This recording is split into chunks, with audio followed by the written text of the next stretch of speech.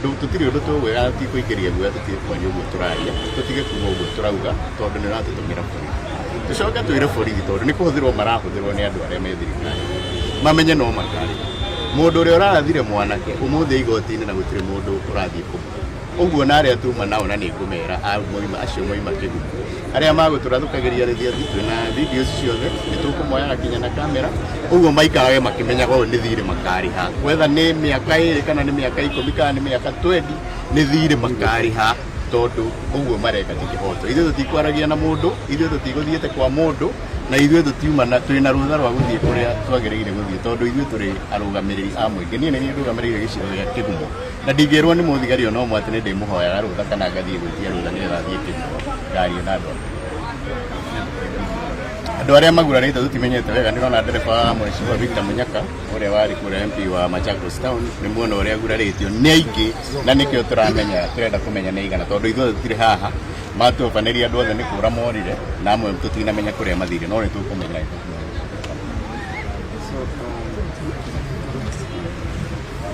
Okay. My name is Victor Munyaka, Mheshimiwa, from Machakos Town. I want to say today we went there to attend the church service at the IPCA somewhere in Murang'a at the invitation of the area member of parliament and the church and myself including Wakili Ndegwa and the Senator Wabua Kio had a message from Honorable Steve Kalonzo, who you all know that is in Europe, is in UK. And so he told us to go for that church service because if he was around Kenya, he would be there present. I also understand that Rigathi had also sent Honorable Mevi and all the principals had sent representatives to that church because it's a church event which was planned a long time ago. So myself, I came faithfully for that worship and the deacon actually blessed us with oil. And everybody felt it was a good day. As we were coming out, you know, the church is somewhere downhill. So as we were joining the main road, coming from the church, we were ambushed by the police. Without our awareness, they started eating our cars. One particular police officer had a very big stone, and they eat my Range Rover, the windscreen, so even the driver could not be able to see. But I want to thank God and my driver because the swift action actually saved us because he swerved and went downwards. Otherwise, during that particular moment, 3 bullets passed through the body of my car and I was particularly the target and I believe it was an attempted assassination. I don't know what I did to President Ruto because I helped him go to be president, and now that I'm with the Kalonzo and the Rigathi and the opposition, I don't know why he wants to eliminate me because it was clear attempt on my life. They followed me because you know the car could not go fast because of the windscreen. So where they caught up with us, they hit us so much with the rooms and also destroyed, also damaged the head of my driver. He actually he had to go to the hospital to seek treatment. I want to say these are not goons because, of course, I'm a leader for a long period of time. I know how goons are and I know how police are. Those who are serious police, all of them with pistols. Goons don't have pistols. So those are just police on a civilian uniform, such that they want to hide their identity, and all of them were masked. So I want to say Kenya, we are in for a rough time because if this is the way we are going to do our politics, I have served under Kibaki, I have served under Uhuru Kenyatta, I have also served under Moi. This terror I've never seen. You know, President Ruto is calling our children terrorists, but actually his system is the one which is terror, causing terror towards leaders and the agencies. Thank you very much. No, he has a deep cut at the head. He needs to go and have it sutured. He's actually here. You can see he bled so much. We had to take him somewhere for first aid, but he lost a lot of blood. And we were just found innocently alongside the car, trying to check the damages which they have caused. We were very innocent. Nobody had any political motive at that particular moment, but they attacked us. Yeah.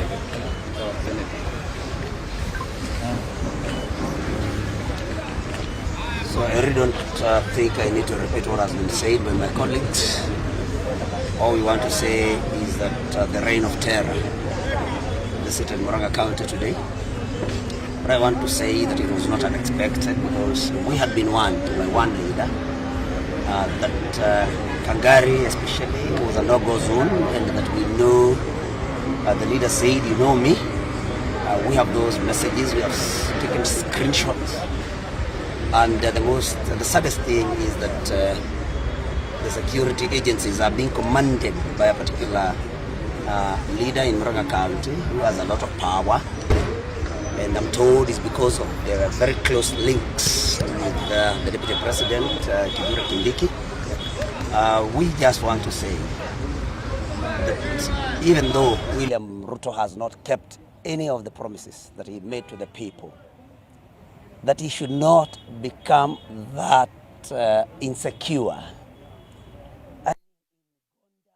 The market place was closed to members of the public. The mama mbogas that he went lying to, that he would uplift, were not allowed to do their businesses in Gonda today. They were tear gassed just because we were in charge, and William Ruto feels very insecure. But we want to say that even if you have not kept any promise, William Ruto, even if now you want to take away free education from Kenyans, even if you do not want to give us freedom, but please don't kill us. Honorable Munyaka today escaped death by a whisker. Please don't kill us. You can take away anything that we promised. You can take away our roads. You can take away our free education. You can even prevent us from demonstrating. But please don't kill us. Please don't kill us.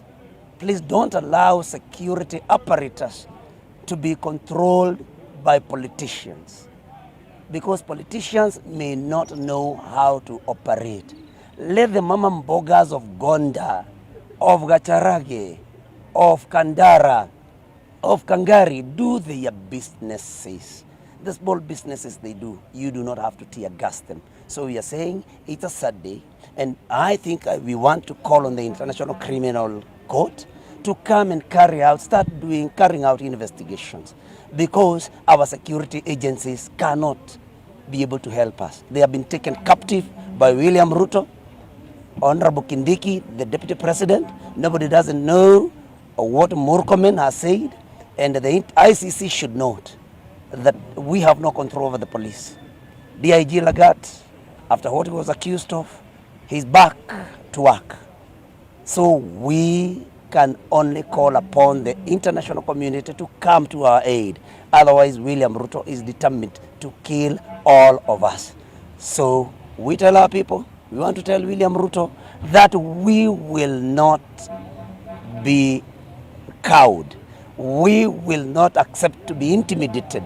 We will carry on with the noble task of saying that he must go, because if William Ruto comes back, there will be no country called Kenya.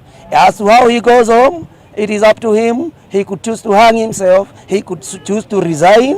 And if Raila Amolo Odinga loves this country, he should just leave William Ruto so that all Kenyans can unite in parliament and impeach William Ruto, because there will be no country here in the next 2 years if what we have seen today continues obtaining.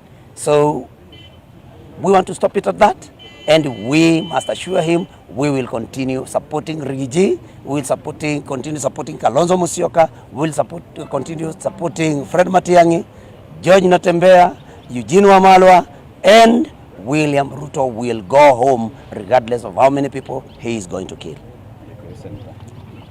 Ngwenda kuga umuthi gutie mundu tano na ngero ria twagirwo yagirwo kuria Goda Mheshimiwa Munyaka wa kuria Machakos ngari yake yahurwo rithathi na yahura ngũ icio na nĩ borithi makũrutaga wĩra ũcio tũkĩmonaga na twĩna video na mbica no thĩna ũrĩa twĩna guo nĩ atĩ Murang'a kũrĩ mũteti ũmwe ũrĩa wathaga borithi na nĩ aratwĩrĩte ira atĩ gũtigĩgwĩkwo mĩcemanio Kangari na agatwĩra nĩ tũmũĩ nĩ tũkũmũmenya hihi no twakĩmũmenya no twĩre William Ruto na Kithure Kindiki tondũ mũteti ũcio kũratuĩka nĩ makuhanĩrĩirie mũno na Kithure Kindiki tũtiũĩ ndũgũ yawe hana atĩa no tũmere mareke ithuĩ twĩikarĩre gĩthomo gĩa tũhũ kĩrĩa Mwai wa Kibaki atigire atũthondekera Uhuru wa Kenyatta agĩũka agĩtwarithia na mbere William Ruto nĩ araigire nĩ ekweheria tondũ gũtirĩ na mbeca no mbeca cia empowerment ya ũrimũ ya kũneaga atumia 31,200 ĩyo mbeca menacio mbeca cia gũkua makũnia cia gũkombora mahelicopter icio menacio no ciana itigũthomithio na twauga ũguo nĩ baba njũru marahũra kinya ngari citũ rithathi no tũmere oya gĩthomo gĩa tũhũ eria kĩrĩa gĩothe ũkwenda kweheria ona bara citũ ciatembũka nĩ itembũkange no William Ruto reke tũtũre muoyo tondũ muoyo nĩ Ngai watũheire na ũragĩtũkorire orokire 2022 gũtirĩ mwana ũragĩciarire wagĩũka 2022 rĩu tũkwĩre we na waganu waku Ngai no araũrora no twĩte igoti rĩa kĩmataifa ICC rĩrĩa rĩacirithagia mũthuri ũcio wĩtagwo William Ruto nĩ ũndũ wa njũragano rĩũke rĩu rĩtũteithie tondũ akorwo rĩu thigari citũ irathwo nĩ ateti ithuĩ nĩ tũgũgĩthira no Ngai ũngĩtũteithia na igoti rĩu rĩũke matuĩrie mone ũrĩa kũrathiĩ tondũ William Ruto abataire gũtwarwo igoti-inĩ rĩu at the earliest possible opportunity ũcio nĩ mũndũ abataire gũtũra njera tondũ nĩ nyamũ ya gĩthaka-inĩ. Asanteni sana. Maybe I would use very few words. What we've seen today and what has happened to our team today is honestly an attempt on assassination of the members of this team, members of the opposition. The kind of force that has been used by the National Police Service is not only excess but extreme. The kind of damage that has happened on the vehicles that we are using today has never been seen. I've been in this politics and since we were impeached on the October of 2024, I've been moving around. Even last week on Sunday, we were being tear gassed by police. But the kind of force that has been used on us today at a place called Gonda is something that we have never seen. I don't know, and I would want anybody to explain to me why and how a policeman would shoot a live bullet at anybody at close range. Because we've seen, and you can see live bullet holes on the vehicles of the members of our team who are here.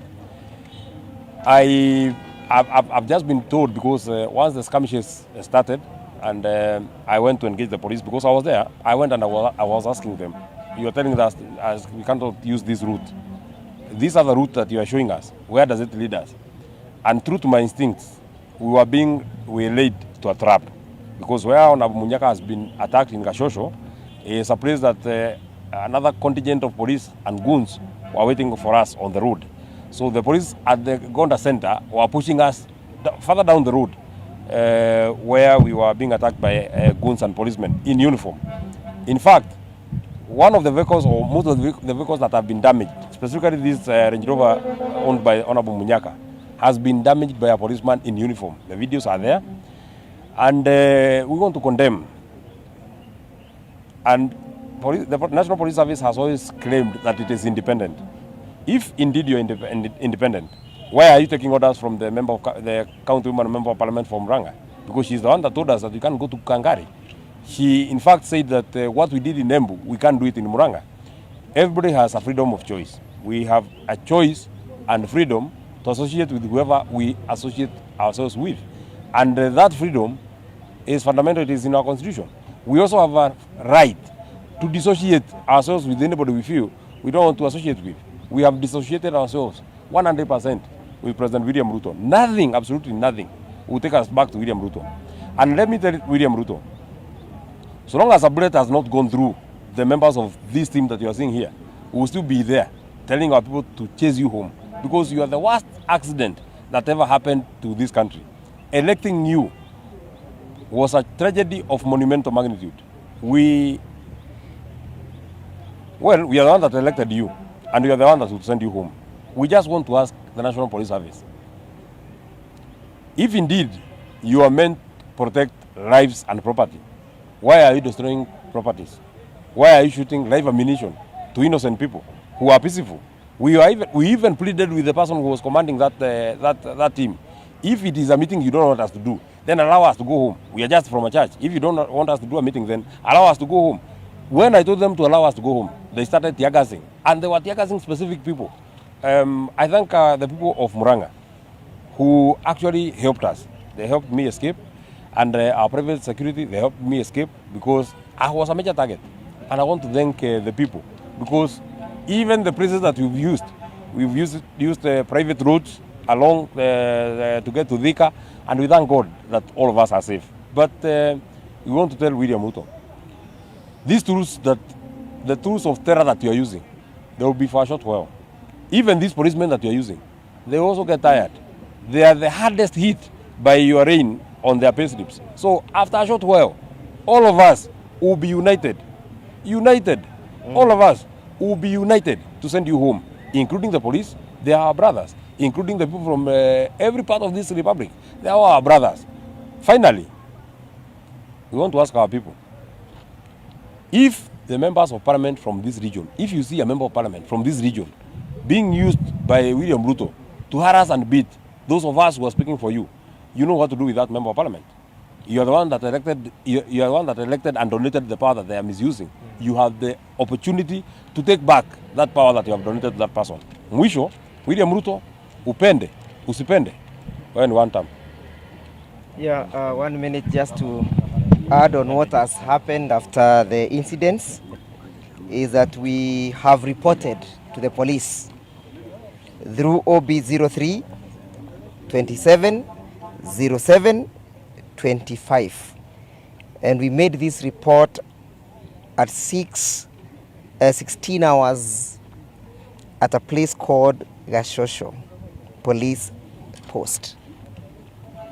We have made our report, and the purpose of making this report is to see to it whether or not the police, as indicated, will independently investigate over this issue.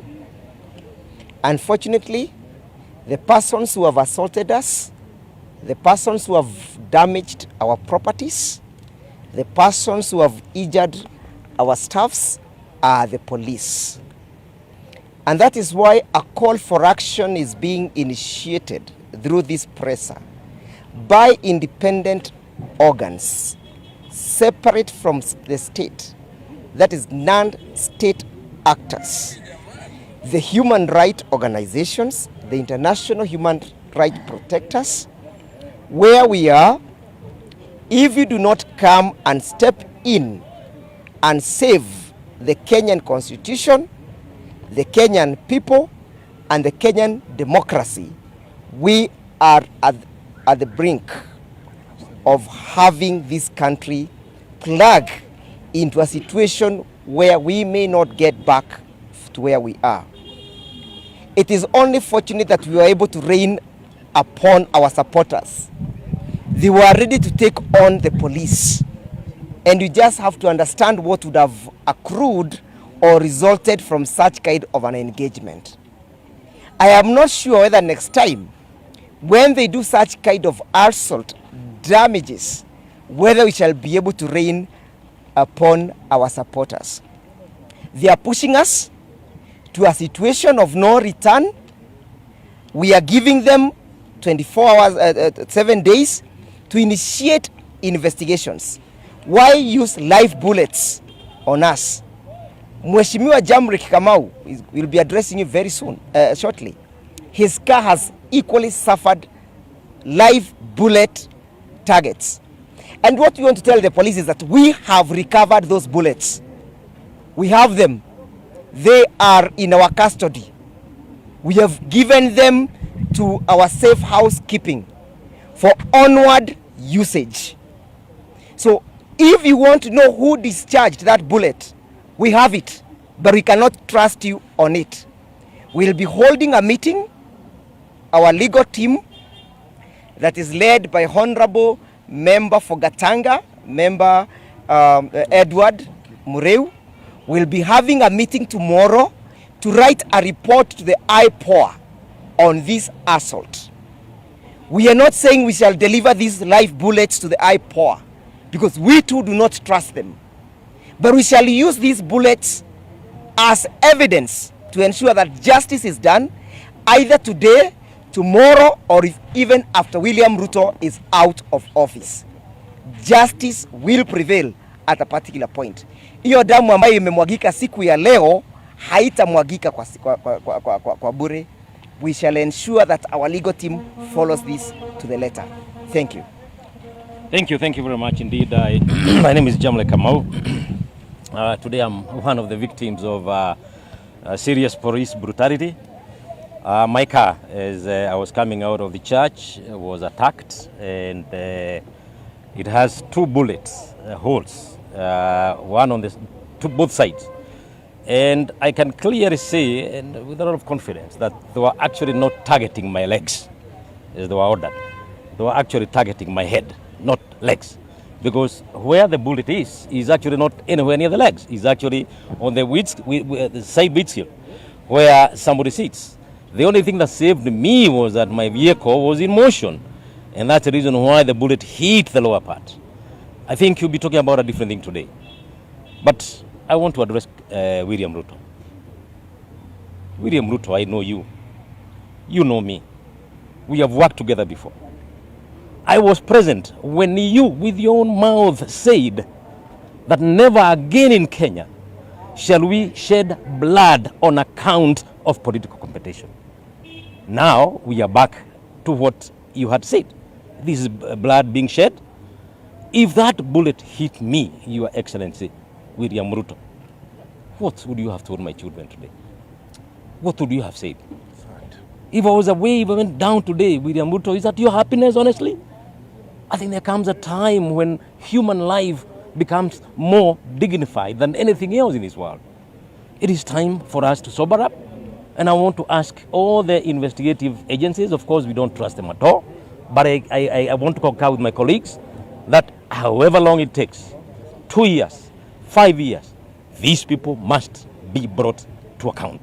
And what is more even worse is the fact that this operation was actually led by a bodyguard of one of the members of parliament in Murang'a County. Bodyguard, he is the one who shot my car twice. The video is there. It is absolutely absurd, unacceptable. And if William thinks that he's going to actually cow us down, if anything, he's putting a lot of energy in us. Not only in us, even in our followers. The question is, William, what has Mount Kenya done to you? The votes that made you president are the same people you are now troubling on. I pity some women, very old women, who were shoved aside and thrown to the tea plantations by your officers. These people voted for you, William. And this is what you are giving them in return. History, Mr. President, would judge you extremely harshly on some of these things that you are doing. Thank you very much.